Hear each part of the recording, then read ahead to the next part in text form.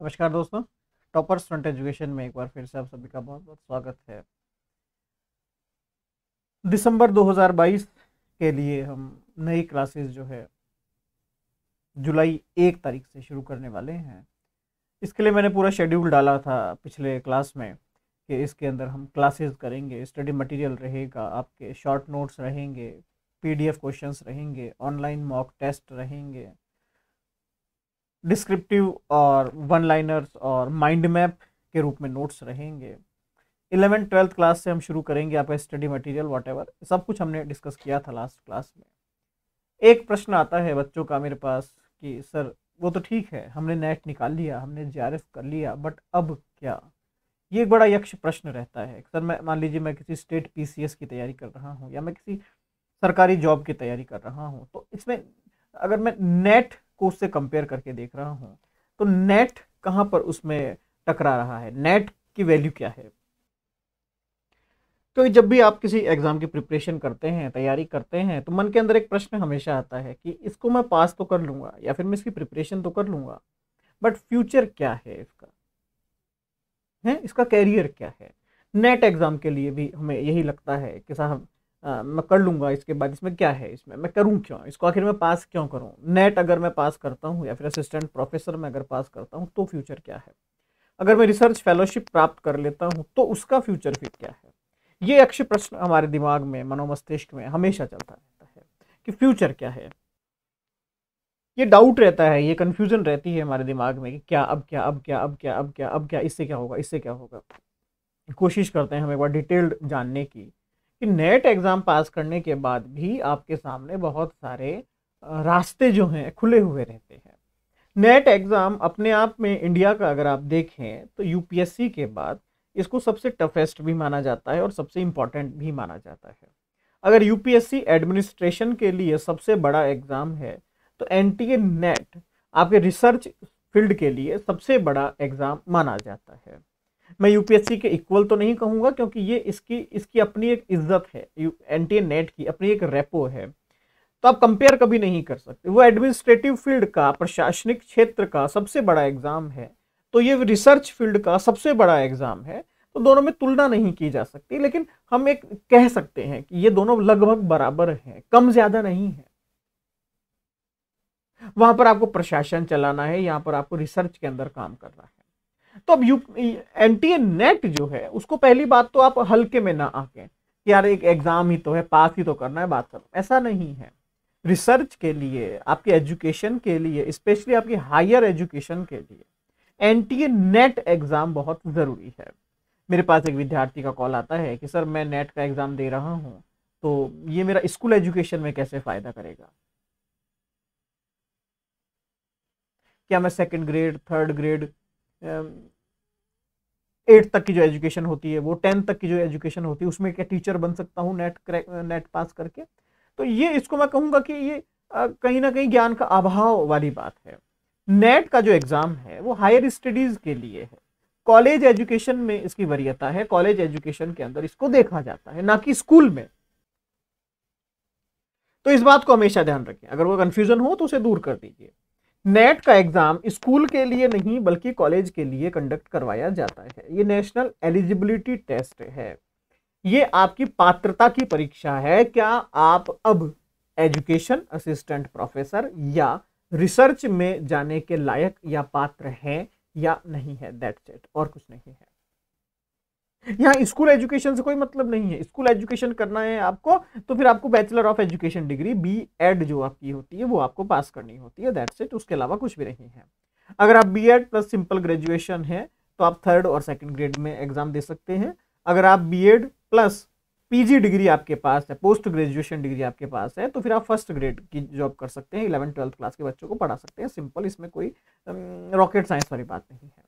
Net अगर आप पास करते हैं तो आप कॉलेज स्टूडेंट्स को पढ़ा सकते हैं या कॉलेज में जाकर अपनी जो डॉक्टरेट की डिग्री है उसके साथ साथ रिसर्च कर सकते हैं। तो ये अपने मनोमस्तिष्क में क्लियर रखिएगा, ये सिस्टम ऐसे ही चलता है। आपकी स्क्रीन के ऊपर मैंने कुछ पॉइंट्स लगाए हैं, हम इनको जानने की कोशिश करते हैं आखिर ये क्या है। नेट एग्जाम देने के बाद मैं क्या क्या कर सकता हूं और क्या क्या नहीं कर सकता हूं। एक चीज आप देख रहे होंगे कि अगर आप नेट एग्जाम क्रैक कर जाते हैं या फिर आपको जेआरएफ मिल जाती है, तो आपको जब भी आप किसी इंस्टीट्यूट के अंदर एडमिशन लेते हैं, दाखिला लेते हैं, वहां पर प्रवेश लेते हैं, किसके लिए?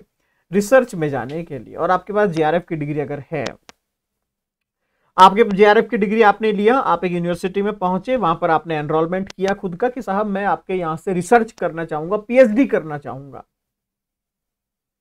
डॉक्टरेट की डिग्री करनी है, जेआरएफ की डिग्री के साथ करनी है, तो जेआरएफ का जो अवार्ड है वो जब तक आपकी पीएचडी चलेगी 5 साल तक, तब तक आपको एक स्टाइपेंड गवर्नमेंट ऑफ इंडिया के द्वारा दिया जाता है कि साहब आपकी जो रिसर्च है, आपकी जो पीएचडी है, वो सुचारू रूप से चलती रहे, तो उसके लिए केंद्र सरकार आपको एक पैसा देती है। हालांकि ये पैसा अलग अलग सब्जेक्ट्स के हिसाब से और अलग अलग यूनिवर्सिटीज के हिसाब से चेंज होता रहता है।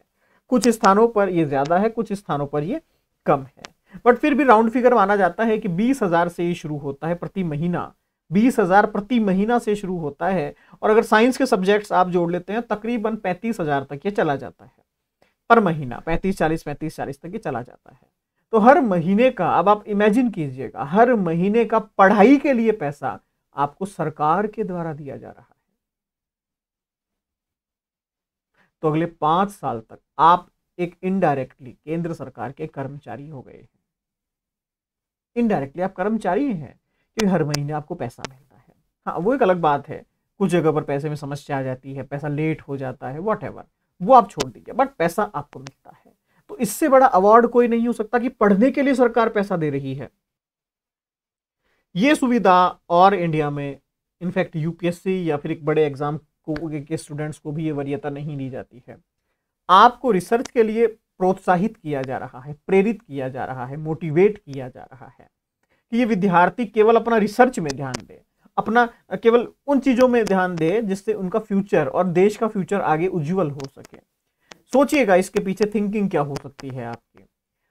कंट्री का या देश का ये मानना है कि एक व्यक्ति अगर रिसर्च में जा रहा है, खोज कर रहा है, वैज्ञानिक दृष्टिकोण से काम कर रहा है, तो उसका लक्ष्य होना चाहिए वो उन चीजों के ऊपर काम करे जो कि भविष्य में इस देश का मार्गदर्शन कर सके, ना कि इसलिए कि वो इस पैसे को उड़ा दे। रिसर्च करना क्या, कॉपी पेस्ट तो मारना है, इनसे ले लेंगे, उनसे ले लेंगे, छपवा लेंगे, बाहर से उठा लेंगे, पास ही तो होना है, क्या फर्क पड़ता है। नहीं, ये धोखा है आपको खुद को भी और देश को भी। ये पैसा आपको इसलिए दिया जा रहा है ताकि फाइनेंशियली आप फ्री हो जाएं। 5 साल तक आप केवल अपने तन और मन को अपने एजुकेशन में लगाएं, अपनी रिसर्च में लगाएं। पैसे की कोई समस्या हो तो सरकार आपके साथ खड़ी है कि पैसे हम देते हैं, आप पढ़ो, पैसा हम देंगे आपको। तो पैसा आपको जो दिया जाता है वो इसलिए दिया जाता है ताकि आपकी जो रिसर्च है उसमें कोई डिस्टर्बेंस ना हो।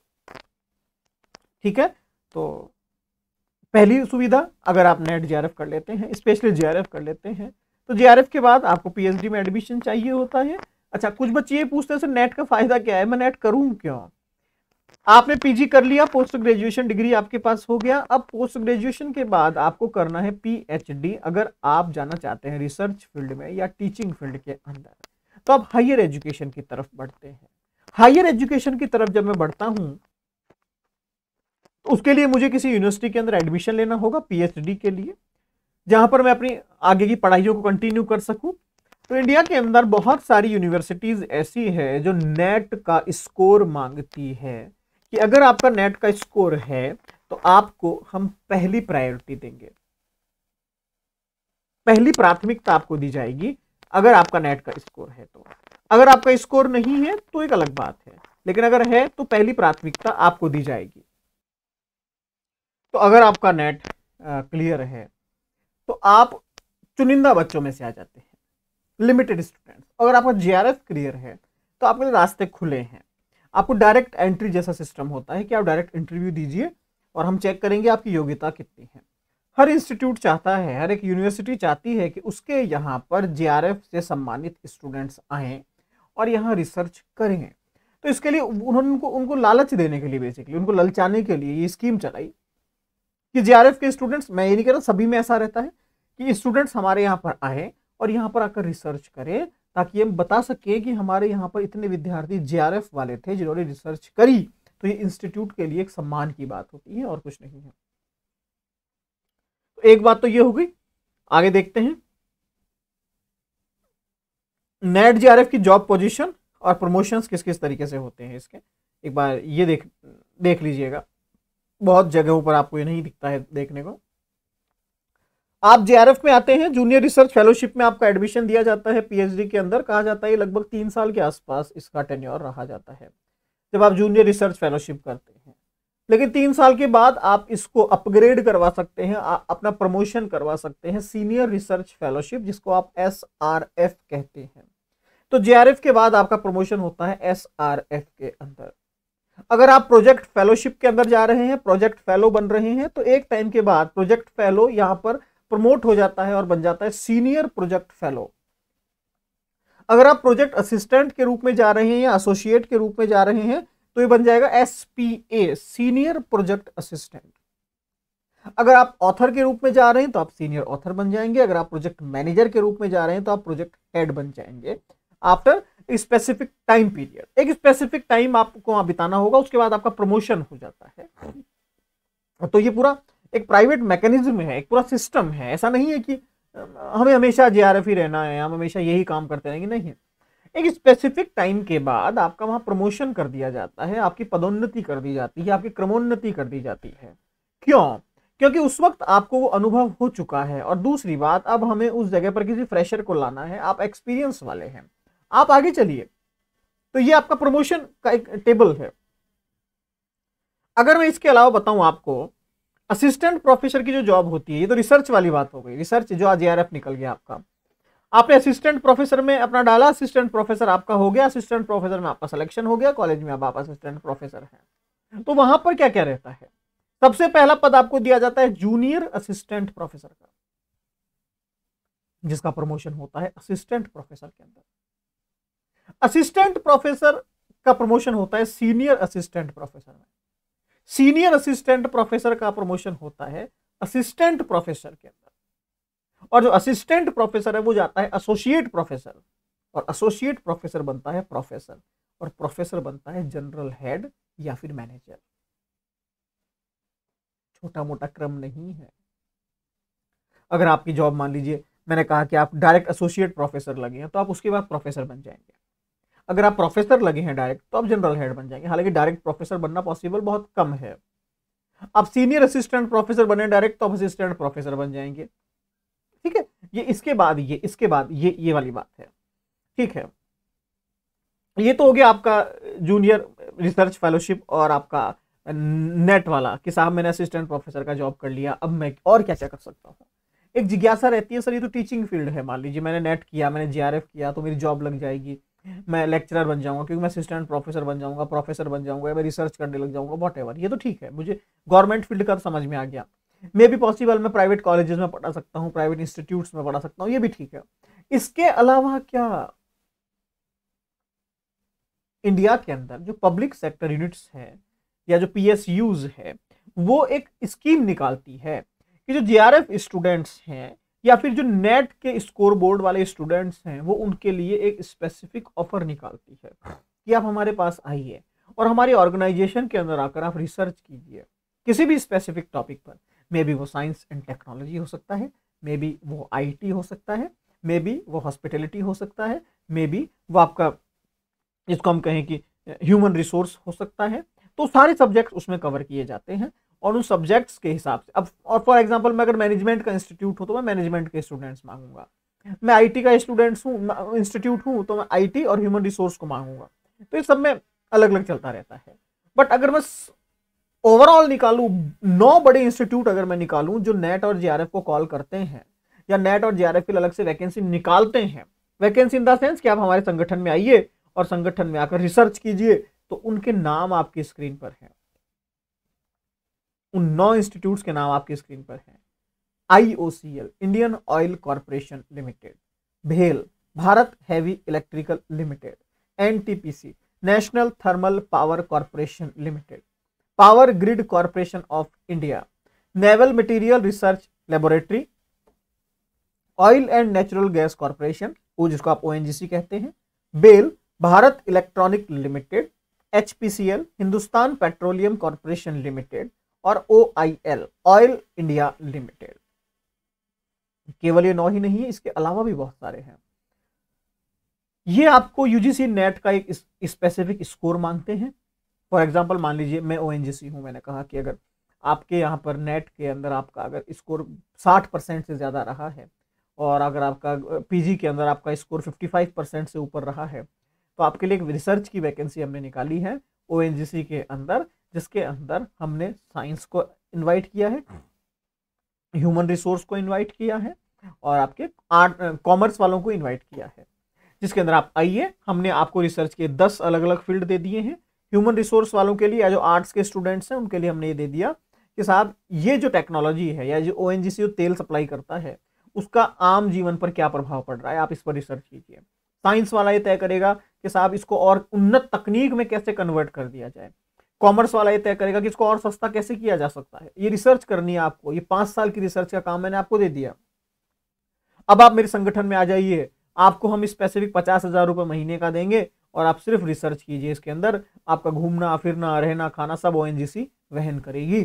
तो ये वैकेंसी है, आज इसका फॉर्म निकला है, 1 महीने तक आप इसमें इन्विटेशंस हैं आपके दे सकते हैं और आप अपनी जॉब पा सकते हैं। आप एज ए ओएनजीसी मेंबर की तरह यहाँ पर ट्रीट किए जाएंगे और मे बी पॉसिबल कल को आप यहाँ पर परमानेंट हो जाए। तो ये 9 इंस्टीट्यूट अलग अलग सेक्टर के अंदर अपनी अलग अलग रिसर्च की वैकेंसीज निकालते हैं।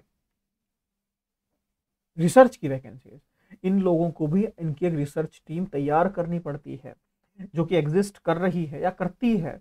अब उस एग्जिस्टेंस टीम को और मजबूत कैसे किया जाए, तो ये लोग जो है नेट के रिजल्ट के हिसाब से अपने बच्चों की भर्ती करते हैं, अपने कुछ एम्प्लॉयज की भर्ती करते हैं जिनका काम केवल रिसर्च है। क्योंकि आपके पास सब्जेक्ट की एक्सपर्टीज है, आपके पास विषय की विशेषता है, जिस विषय को आपने पढ़ा है उसकी एक्सपर्टीज है आपके पास, तो आप उन्हें गाइड कर सकते हैं। फॉर एग्जाम्पल आपका फिलॉसफी आपने पढ़ा हुआ है, तो आम जनता पर इस तेल का क्या प्रभाव पड़ रहा है आप जान सकते हैं, क्योंकि आपने दिमाग पढ़ा है, आपने लोगों को पढ़ा है, आप इजीली बता देंगे।